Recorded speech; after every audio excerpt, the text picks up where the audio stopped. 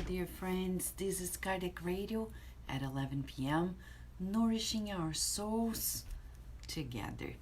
We're here to study another chapter of the book Jesus in the Home, a book that was psychographed by Chico Xavier, authored by the spirit Neo Lúcio in 1949.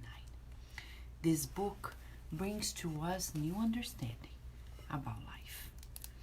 It's interesting because the reports of Neo Lúcio tell us about how Jesus got together with the disciples in the intimacy of Peter's home, and how he was always a good listener, how he was always available, how he was always ready to help. A true lesson for us. Because nowadays many people claim, I'm so busy, I'm too busy, I have too many things to do, I don't have time. No wonder suicide rates are going up, no wonder depression is going up, anxiety, no wonder relationships are falling apart because people prioritize things other than people, achievements other than relationships. Well, Jesus is teaching us of all things to prioritize relationships. First assessment question for us today is, are you prioritizing your relationships? And we're not only talking about within the family, but any relationship, your social relationships, community relationships. We really need to prioritize it. Often people read the introduction of the book, The Spirit's Book by Allan Kardec, in which at the very beginning Kardec shares with us that Spiritism comes and its proposal is to destroy materialism. It's the opposite of it all. But it's interesting because many people think that materialism is something that is related to money, to wealth, to power. But materialism is anything that is passing, that is in the realm of matter but passing, even blood ties. When I prioritize my family ties versus the universal ties, that's called materialism. But Vanessa, I need to take care of my family. Agreed. But then balance, taking care of the universal family is also very important.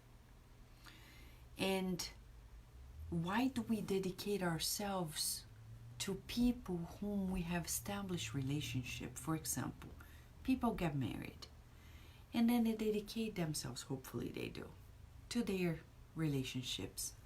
The minute they are no longer in that relationship, they don't care anymore.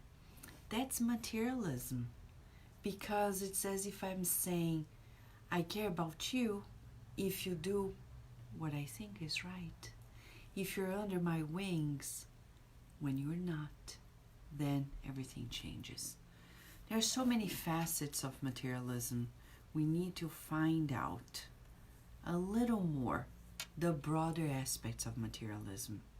When I care about my child versus the children of others.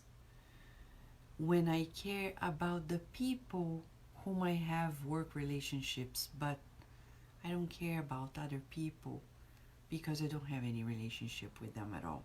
That's what we think. We're all interdependent.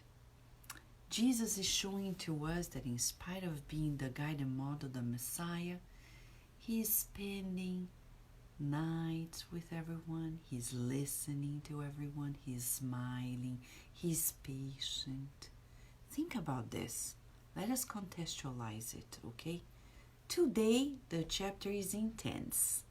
It's titled The Power of Darkness. Why does Neo Lúcio why does he have to bring a chapter titled The Power of Darkness? Do you think he believes in evil versus the good? I don't think so. I think it's a lesson. Remember, We are in the school mode. And as Jesus said, we are students. Yesterday he said, we are students of the good on the way to the Father. We're students of the good on the way to the Father. This is Jesus' take on it. Are you ready, friends? Welcome, welcome, dear souls. Now we're here, let us grow. Shall we? The power of the darkness. It sounds like Halloween, woo, but it's not. No, we're still in March. The talk was centered on the study of temptation, and smiling, Jesus recounted, stop. Can't believe it. We're talking about temptation. People are tense. Can you imagine? People are often tense when they talk about temptations in religious circles. They feel guilty. They feel conflicted.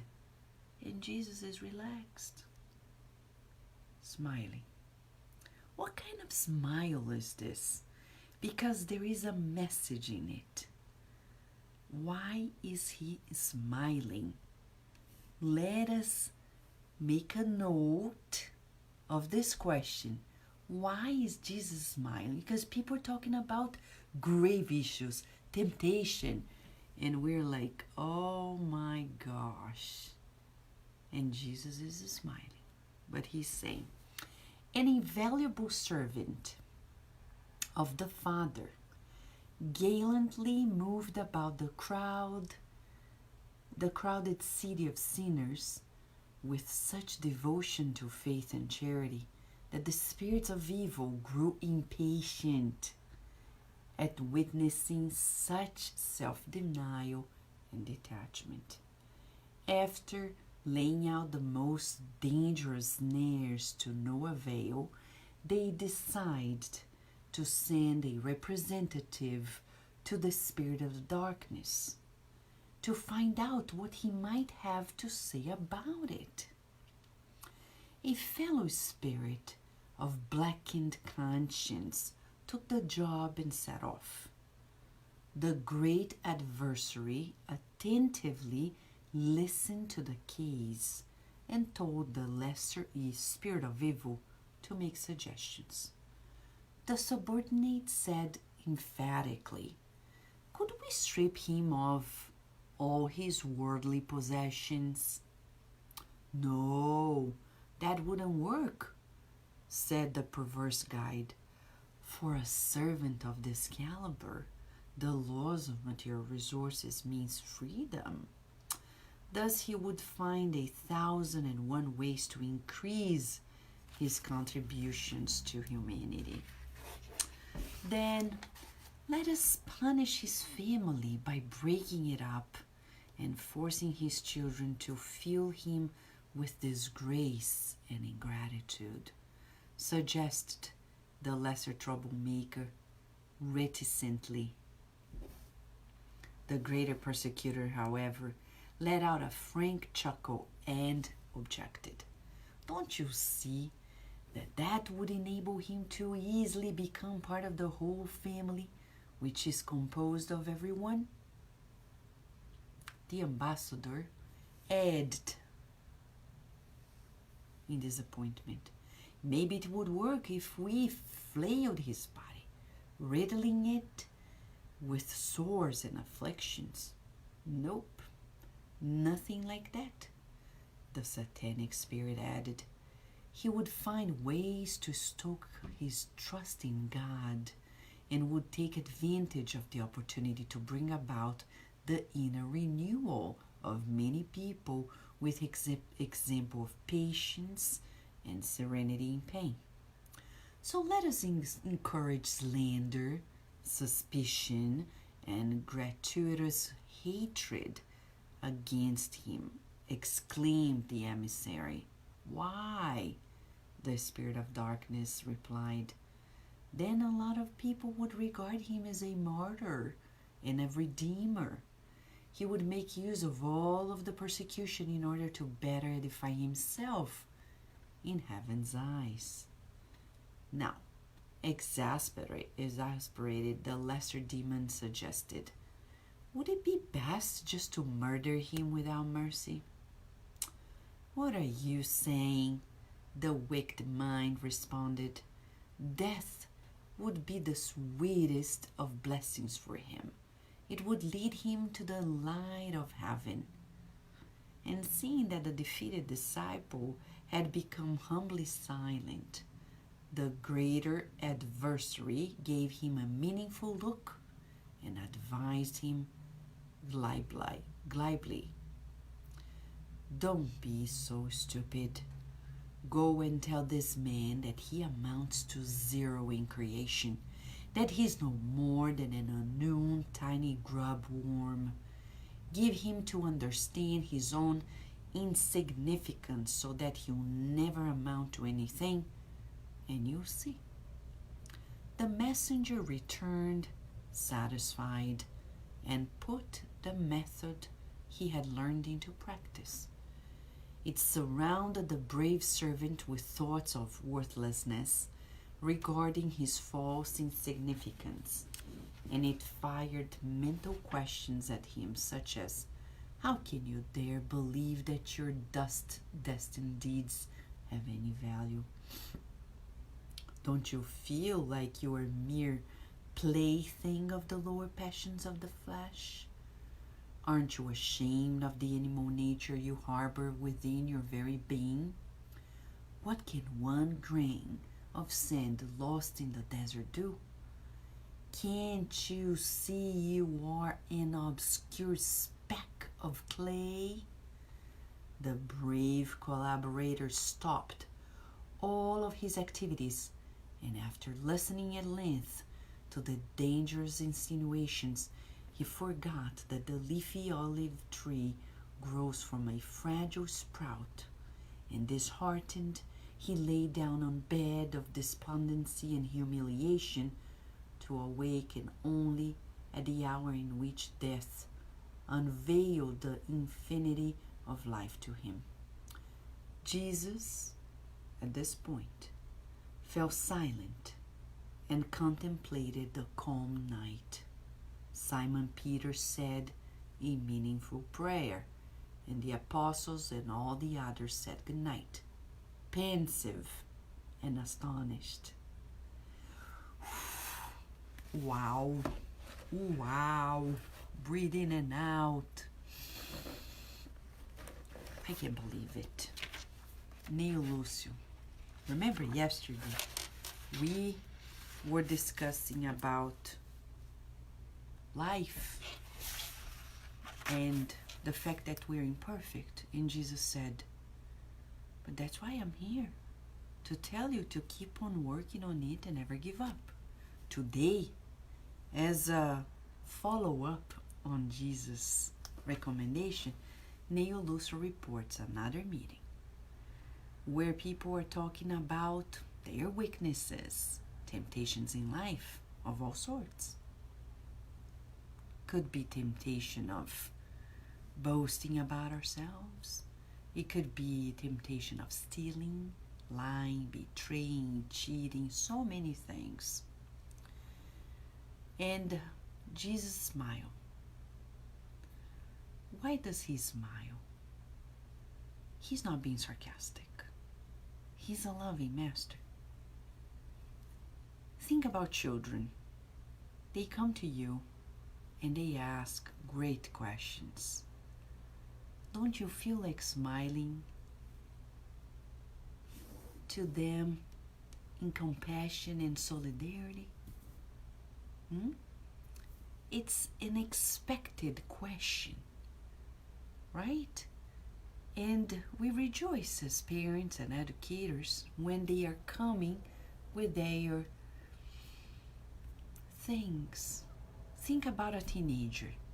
When a teenager comes to you, your child or a student, and opens their heart, saying, I'm experiencing some difficulties here. And you smile, you're happy to know They are opening a room for guidance. So Jesus is smiling to us, validating us, saying, I agree. You're on the right track. It's not simple, but of all temptations, there's one. It's not about money.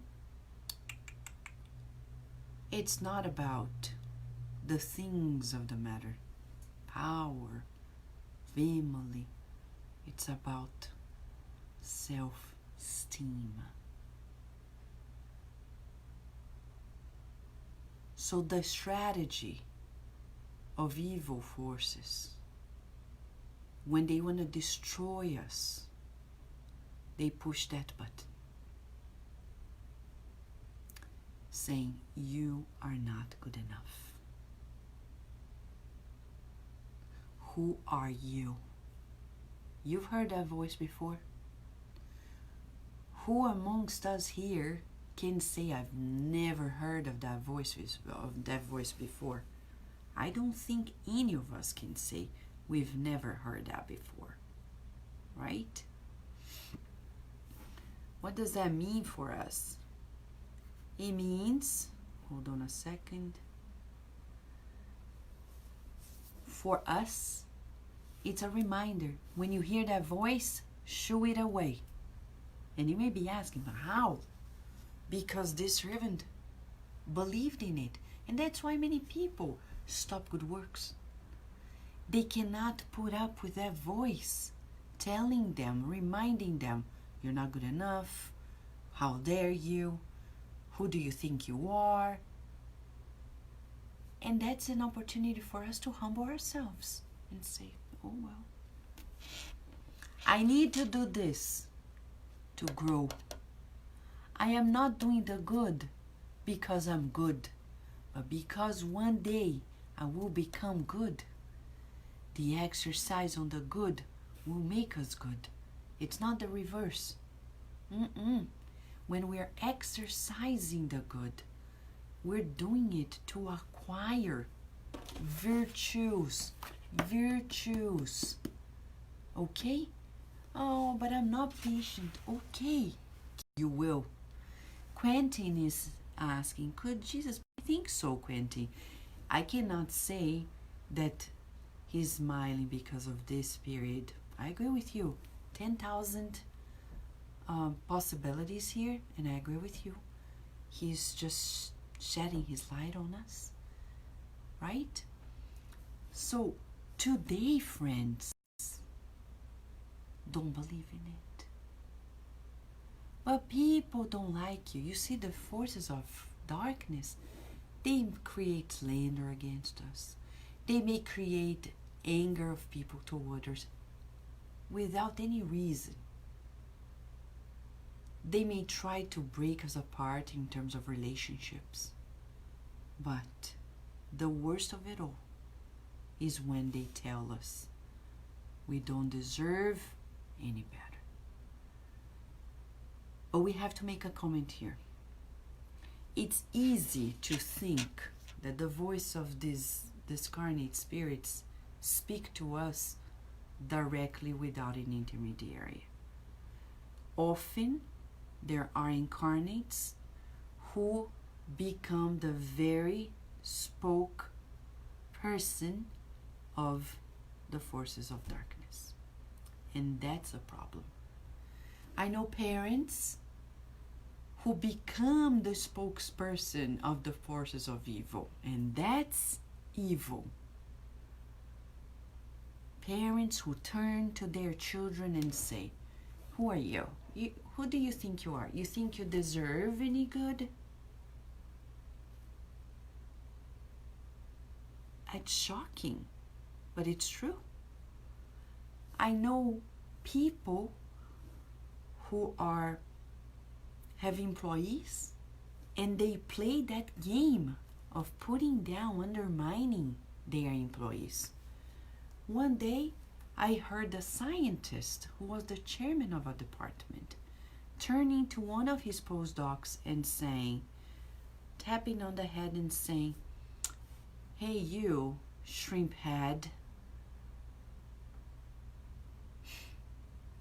Amazing. It's incredible. It's almost like I was in disbelief when I heard it.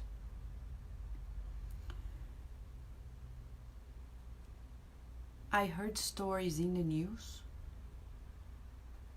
Yesterday I was reading an article about a university somewhere in Brazil.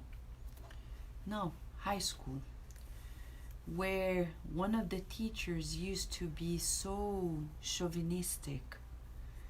He would ask questions to girls saying, "Come on, you inferior beings, show the superior ones, the boys, that they don't know any better. Shame on them, because you know the answer, they don't." Amazing. I mean, and I say amazing not in a good sense. It's incredible, or it's shocking, however we want to name it. But the worst comes from parents, bullies of their children. When they look, or at a spouse, when you say, "Oh, you're gonna eat it? Can you look at yourself in the mirror later?" Can you believe it? What do you think?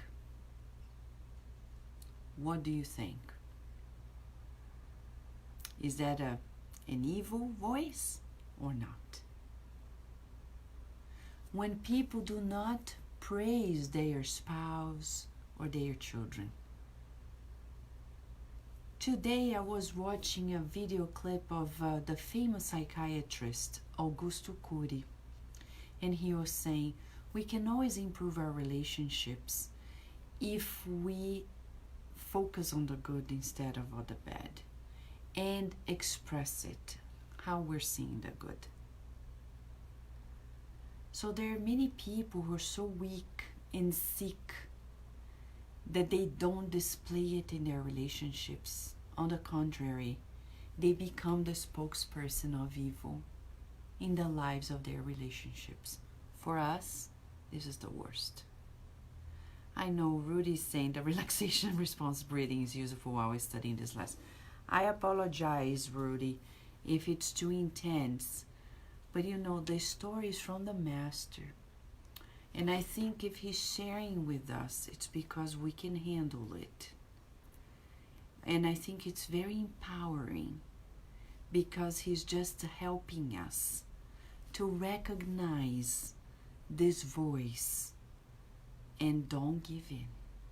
Do not give in. How so? Tell yourself, I am a child of God. When the voice asks, how dare you? I'm not daring, I'm just a co-creator. Who do you think you are? A child of God like you? But you think you're better than others? No. But you think you can do more than others? No. I'm just doing what I can and what I have to do. Simple. These are answers of humility. One day, a very bad spirit approached Chico Xavier, and his appearance was very difficult. He looked at Chico, and Chico immediately asked Emmanuel, what do I do mentally? And Emmanuel said, stay humble. So the Spirit would ask these very questions that Jesus is saying. Who are you? You think you're better than others? You're always helping people. Who do you think you are? And Chico turned to this entity and said, you're right. Who am I? But he was sincere. But we're sincere too. When we say, who am I? Well, I'm learning. And you can say it, I'm learning. I'm not doing the good because I'm good, but I'm doing the good to become good. And when I share this in talks, in study sessions, I'm just sharing to be the inventor, because Spiritism is a revelation. When we read the book Genesis, Spiritism is a revelation. There was a veil that was taken away. So when we promote study sessions, when we take care of our Spiritist Center, when we are at the radio, when we are talking to friends, we're sharing it. We're not claiming to be the originators of it all, the inventors. We're just sharing. Why? Because it's not fair to keep it to ourselves alone. So when somebody says, "Who are you to share?" I don't know.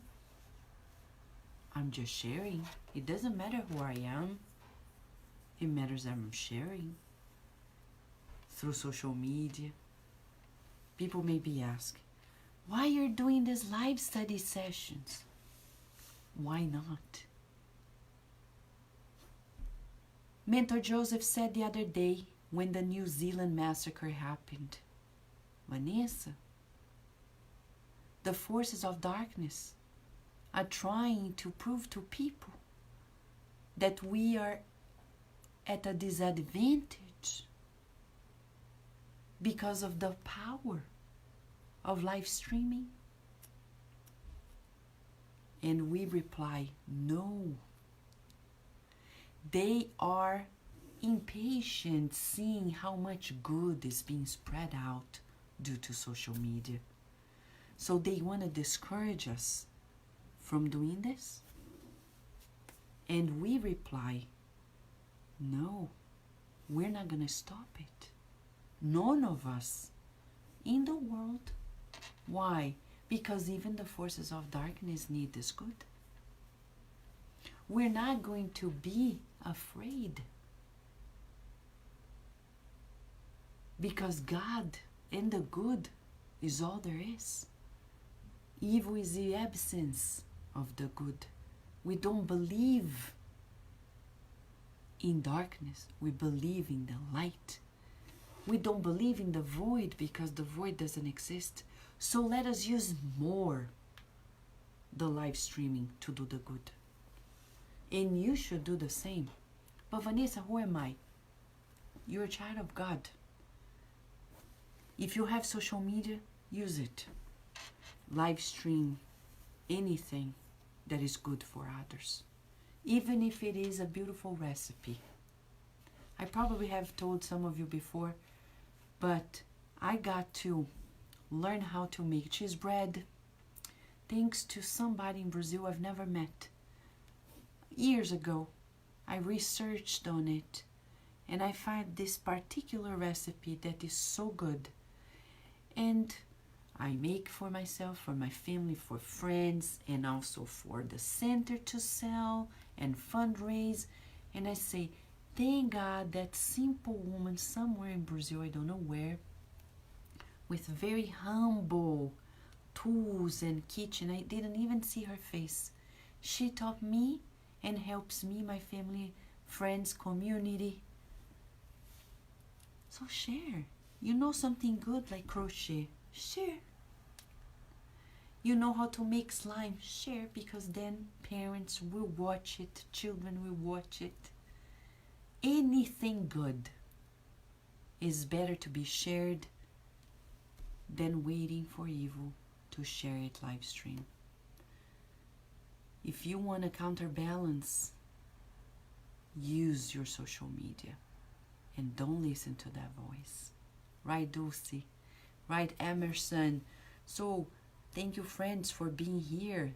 Carol Correia, Justina Martiri, Valéria Benfica, Daniel Castellani and Mônica, Mamãe, Alicia Teresa Castro, Leia Severo, Karina Alice. Hello, Nora Brasil, John Da Rosa, Melissa Sunshine. Hello, friends, Rihanna, Angelita, Jailton, Daisy. Vanessa, as a side from the Spirit's book, I understand that the vital principle only resides in plants, animals, and humans, but not in minerals. Is that correct? We are having a dispute in a group. Oh, sure. I can answer to you later. Is that okay? On a message or here? okay? So friends, let us keep in mind, exercise for the next 24 hours. What is the message for us? When you hear that voice, who are you? Reply, I am a child of God. How dare you? I don't dare. I just share. Okay? That's the exercise for the next 24 hours. Thank you for being here. And let us stay together doing the good. Tomorrow when we come back, there is a follow-up on this message when Jesus is going to talk about the deadly adversary. If it's not enough in one chapter, Neil Lucio brings two. I think they are immunizing us to make us succeed. Big hug to you. Until tomorrow, God willing.